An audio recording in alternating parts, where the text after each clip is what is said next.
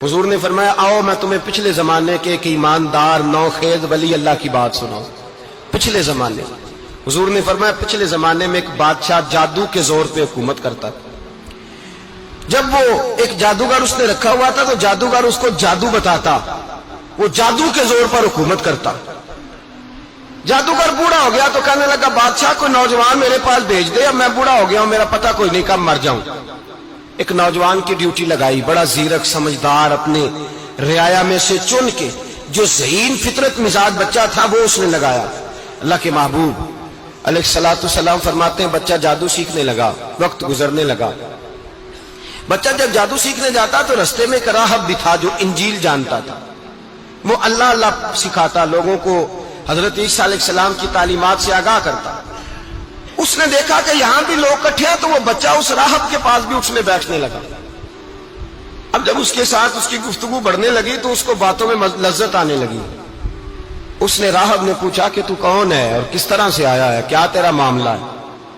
اس نے کہا جی میں جادو سیکھنے جاتا ہوں، آپ کی باتیں مجھے بڑی اچھی لگتی ہیں۔ اس نے کہا دین سیکھ، جادو سیکھنے والے کافر ہو جاتے ہیں، قرآن و حدیث سیکھنے والوں کو اللہ کامل ایمان عطا فرماتا ہے۔ فرمایا یہ سیکھ۔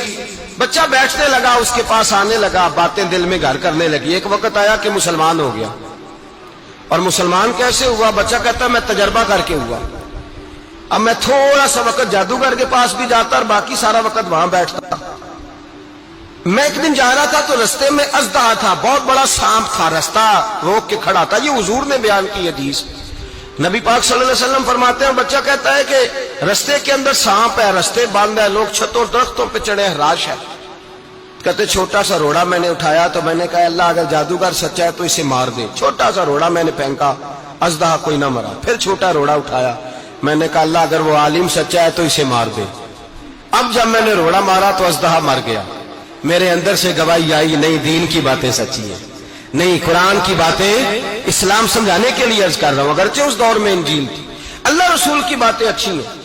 کہتے میں مسلمان ہو گیا، اب میں نے راہب کے پاس ہی رہنا شروع کر دیا، جادوگر کے پاس چھوڑ دیا اس بچے نے آنا۔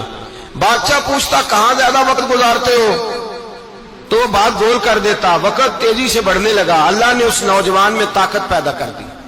اب وہ اس کے اندر نا اللہ نے توانائی روحانیت پیدا کر دی، ابھی جوان ہے، 14-15 سال عمر ہے۔ اللہ نے اب جو بیمار بھی آتا وہ دعا کرتا تو اللہ صحت عطا کر دیتا، جو بھی آتا۔ بادشاہ کا ایک درباری تھا، بادشاہ کو پنکھا جلتا تھا، وہ اندھا ہو گیا، کوئی ایسی تکلیف آئی کہ نابینا ہو گیا، بڑے علاج کرائے شفا نہیں ہوئی۔ کسی نے اس بچے کا پتہ بتایا کانوں میں، اس کے پاس گیا تو بچہ کہنے لگا شفا تو ہو جائے گی پر کلمہ پڑھنا پڑے گا، مسلمان ہونا پڑے گا، جس پیغمبر کا میں غلام ہوں تجھے بھی بننا پڑے گا، دین پہ عمل کرنا پڑے گا، اللہ شفا دیتا ہے۔